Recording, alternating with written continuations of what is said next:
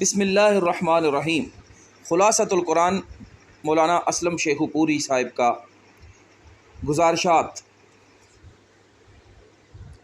اس بندہ ضعیف پر اللہ تعالیٰ کی بے شمار نعمتیں ہیں، جن میں سے سب سے بڑی نعمت یہ ہے کہ اس نے مجھے قرآن عظیم کے سمجھنے کی توفیق عطا فرمائی، اور حضرت رسالت پناہ علیہ الصلاۃ والسلام کے احسانات امت کے اس فقیر فرد پر بہت ہیں، جن میں سب سے بڑا احسان قرآن کریم کی تبلیغ ہے۔ نبی کریم صلی اللہ علیہ وسلم نے قرن اول کو قرآن کی تعلیم دی، انہوں نے قرن ثانی تک اسے پہنچایا، یوں ہی درجہ بدرجہ ہوتے ہوئے اس فقیر کو بھی آپ کے روایت اور درایت سے حصہ ملا۔ اے اللہ، تو اس کریم نبی پر جو ہمارے آقا و مولا اور شفیع ہیں، اپنی افضل ترین رحمتیں اور اعلیٰ ترین برکتیں نازل فرما، اور آپ کے متبعین صحابہ اور آپ کی امت کے علماء پر بھی اے ارحم الراحمین محض اپنے فضل و کرم سے رحمت نازل فرما۔ یہ مبارک خطبہ ہے جس سے امام جلیل شیخ ولی اللہ نور اللہ مرقدہ نے اصول تفسیر پر مشتمل اپنی مشہور کتاب الفوز الکبیر کا آغاز کیا ہے۔ اس خطبہ میں لفہم القرآن العظیم کی بجائے حب القرآن العظیم، قرآن عظیم کی محبت کے الفاظ رکھ دیے جائیں تو اس خطبہ کا ایک ایک لفظ ناچیز کے جذبات کا ترجمان بن جائے گا، کیونکہ اس کم ترین بندہ کو فہم قرآن کا تو نہیں مگر محبت قرآن کا دعویٰ ضرور ہے۔ اس محبت ہی کے نتیجے میں اس کے دل میں یہ آرزو دعا بن کر مچلتی رہتی ہے کہ وہ قادر و مختار جو ناممکن کو امکان کا اور عدم کو وجود کا لباس پہنا دیتا ہے، کاش وہ کوئی ایسی صورت پیدا فرما دے، قرآن کریم کی تلاوت و خدمت و تدریس و اشاعت اس کا اور اس کی اولاد کا اوڑھنا بچھونا بن جائے۔ اس کا قلم، اس کی زبان، اس کا دل و دماغ بلکہ پورا وجود ہمہ وقت نور قرآن، فیضان قرآن، فہم قرآن اور تفہیم قرآن کے نور سے منور رہے۔ زندگی گزرے تو سرور عالم صلی اللہ علیہ وسلم کے اس عظیم معجزہ کے سایہ تلے اور موت آئے تو اسے ورد زباں بناتے ہوئے کتاب مقدس کے ساتھ یہ تعلق خاطر ہی زیر نظر کتاب کی تالیف کا سبب بنا۔ اصل میں ہوا یوں کہ رمضان المبارک 1424 ہجری کی آمد کے موقع پر روزنامہ اسلام کی انتظامیہ نے رمضان سپیشل کے نام سے ہر روز ایک مستقل صفحہ شائع کرنے کا ارادہ کیا۔ اس صفحہ کے لیے دیگر مستقل عنوانات کے علاوہ ایک عنوان خلاصۃ القرآن بھی منتخب کیا گیا، جس کے لیے مجھے ہر روز ایک پارہ کا خلاصہ لکھنے کا حکم دیا گیا۔ میں نے اس حکم کو اپنے دل کی آرزو اور سعادت سمجھ کر قبول کر لیا۔ مقصد یہ تھا کہ نمازی حضرات رات کو تراویح میں جو پارہ سنیں، صبح اس کے پورے مضامین نہ صحیح تو چیدہ مضامین ہی کا مطالعہ فرما لیں، تاکہ ایک حد تک ہی صحیح انہیں فہم قرآن کی سعادت حاصل ہو جائے۔ یہ سلسلہ جو کہ محض عوام کے استفادہ کے لیے شروع کیا گیا تھا، اسے نہ صرف یہ کہ عوام میں بلکہ خواص میں بھی بے حد پذیرائی حاصل ہوئی۔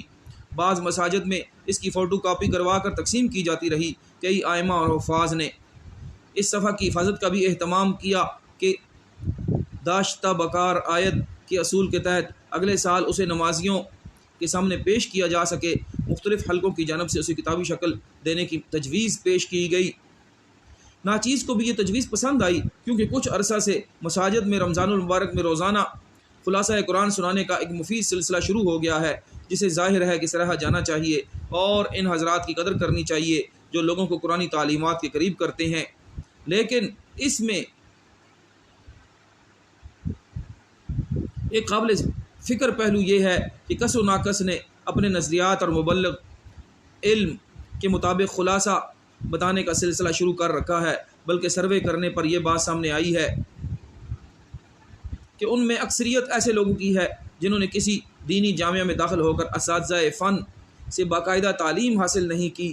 ایسی صورت میں اگر وہ بے لگام اجتہاد کے گل کھلائیں یا من مانی تفسیریں کریں تو یہ چیزیں خلاف توقع نہیں ہوگی۔ اس لیے ایک ایسی کتاب کی ضرورت محسوس ہو رہی تھی جس میں مستند تفاسیر کی مدد سے خلاصہ قرآن مرتب کر دیا جائے، جس سے عوام بھی فائدہ اٹھائیں اور خواص بھی اسے ماہ رمضان مبارک میں نمازیوں کے سامنے پیش کر سکیں۔ کس زبان سے اللہ تعالیٰ کا شکر ادا کروں جس نے اپنے کمزور اور عاجز بندے کو وقت کی ایک اہم ضرورت کو پورا کرنے کی توفیق عطا فرمائی۔ یہ خلاصہ مرتب کرنے کا بہت زیادہ انحصار علامہ وہبت الزحیلی کی التفسیر المنیر اور خادم کتاب و سنت شیخ محمد علی صابونی کی قبس من نور القرآن الکریم پر رہا۔ چونکہ ماہ مبارک میں یہ خلاصہ انتہائی اجرت میں لکھا گیا تھا، اس لیے میں نے کتابی صورت میں مرتب کرتے ہوئے یکسانیت قائم کرنے کے لیے ابتدائی 4 پاروں کا خلاصہ نئے سرے سے لکھا اور باقی پاروں پر نظر ثانی کے علاوہ متعدد مقامات پر نئے مضامین کا اضافہ کیا، اغلاط کی تصحیح کی، خط المقدور کوشش کی گئی ہے۔ پھر بھی کسی بندے کا کام غلطی سے پاک کہاں ہو سکتا ہے؟ یہ شان تو صرف اس ذات کی ہے جو ہر غلطی، عیب اور نسیان و خطا سے پاک ہے۔ قارئین دستہ بستہ التجا ہے کہ اگر کوئی لفظی یا معنوی غلطی ان کے علم میں آئے تو اس عاجز کو فوراً مطلع فرمائیں تاکہ وہ دوسرے ایڈیشن میں درستگی کر دی جائے۔ اس اطلاع سے بندہ کو خوشی بھی ہوگی اور وہ اس اطلاع کے لیے دل سے دعا بھی کرے گا۔ آخر میں چند معروضات پیش کرنا چاہتا ہوں۔ پہلی گزارش تو یہ ہے، قرآن کریم کا ہر مضمون اہم ہے۔ اس کتاب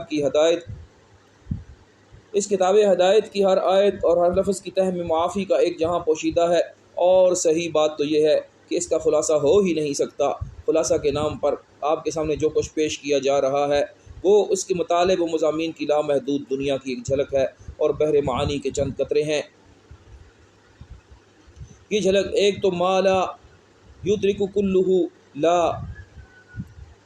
کلہ کے اصول کے تحت دکھائی جا رہی ہے، تاکہ کوئی شخص پورے قرآن کریم کا مطالعہ نہیں کر سکتا تو اس کے مضامین کی ایک جھلک ہی دیکھ لے۔ اس کا دوسرا مقصد یہ ہے، اس اجمالی مطالعہ کی برکت سے شاید رب کریم اس کے دل میں تفصیلی مطالعہ کا شوق پیدا فرما دے۔ دوسری گزارش یہ ہے کہ ہمارے ہاں چونکہ تراویح میں پاروں کے حساب سے تلاوت کی جاتی ہے، اس لیے خلاصہ بھی پاروں کے حساب سے لکھا گیا ہے، وگرنہ قرآن کریم کی جو تقسیم خود رسول اللہ صلی اللہ علیہ وسلم نے فرمائی وہ صورتوں کے اعتبار سے تھی۔ پارہ، نصف، ثلث، ربع اور رکوع وغیرہ کی تعیین اور تقسیم بعد میں کی گئی۔ جب کوئی نئی آیت نازل ہوتی تھی آپ صلی اللہ علیہ وسلم اسے فلاں صورت میں رکھنے کا حکم دیتے تھے، فلاں پارہ میں رکھنے کا حکم نہیں دیتے تھے، اور ظاہر ہے کسی متعین صورت میں رکھنے کا جو حکم دیا جاتا تھا تو یہ اس کے مضامین کے مناسبت کی وجہ سے تھا۔ اگر مناسبت پیش نظر نہ ہوتی تو اس آیت کو کسی بھی صورت کے ساتھ جوڑ دینے کا اختیار دے دیا جاتا، پھر 114 صورتوں میں اتنا تفاوت بھی نہ ہوتا کہ ایک صورت تو صرف 3 آیات پر مشتمل ہے اور تو دوسری صورت 286 آیات پر مشتمل ہے۔ عرض کرنے کا مقصد یہ ہے کہ خلاصہ بیان کرتے ہوئے صورتوں کو پیش نظر رکھنا ہے، مگر تراویح میں چونکہ پاروں کے حساب سے تلاوت کی جاتی ہے اس لیے ناچیز نے یہ کوشش کی ہے کہ خلاصہ تو صورت کو سامنے رکھ کر ہی لکھا جائے، مگر پاروں کی ترتیب بھی ملحوظ رکھی جائے۔ ہر پارہ کے جو خاص مضامین سپرد قلم کیے گئے ہیں ان کے آخر میں آیت نمبر کا حوالہ بھی دے دیا گیا ہے، تاکہ اگر کوئی صاحب اس مضمون کا تفصیل سے مطالعہ کرنا چاہے تو کتب تفسیر میں اس آیت کا مطالعہ کر سکیں۔ آیت نمبر کا حوالہ صورت کے اعتبار سے ہے، پارہ کے اعتبار سے نہیں۔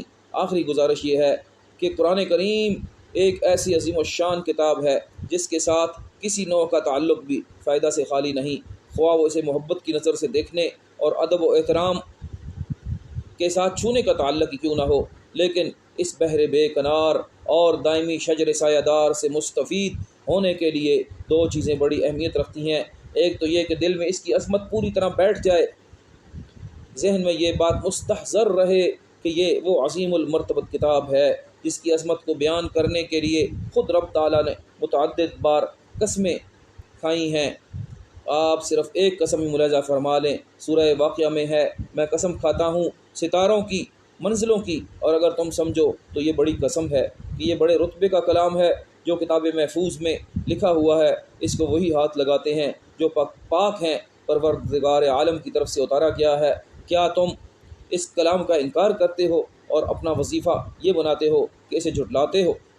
دوسری بات جو اس مبارک کتاب سے فائدہ اٹھانے میں اہمیت رکھتی ہے وہ اسے سمجھ کر پڑھنا ہے۔ دلوں کے تزکیہ، اخلاق و عادات کی تطہیر، طرز زندگی کی تبدیلی، برکات کے نزول اور کیفیات کے ورود میں عظمت قرآن کے استحضار اور فہم قرآن کو بہت بڑا داخل ہے۔ دل میں اس کی عظمت بٹھا لینے کے بعد کوشش کریں کہ خود بھی اسے سمجھ کر پڑھیں اور اس نعمت کو عام کرنے کی کوشش بھی فرمائیں۔ یہ بات اچھی طرح جان لیجئے، اس دنیا کا مستقبل قرآن کے سوا کچھ نہیں۔ ذہنی پریشانیوں، قلبی بیماریوں، سیاسی اختلافات، باہمی تنازعات، معاشرتی فتنہ و فساد، معاشی مجبوریوں میں الجھے ہوئے انسان کو ایک نہ ایک دن اس حقیقت کا یقین آ کر رہے گا کہ اس کے تمام مسائل کا حل صرف قرآن میں ہے۔ اس کی روحانی تشنیگی کا سامان قرآن کے سوا کہیں نہیں۔ آئیے دنیا بھر کے پیاسوں کو چشمہ صافی کی راہ دکھانے میں ہم بھی اپنا کردار ادا کریں، جس کی ایک صورت یہ بھی ہے۔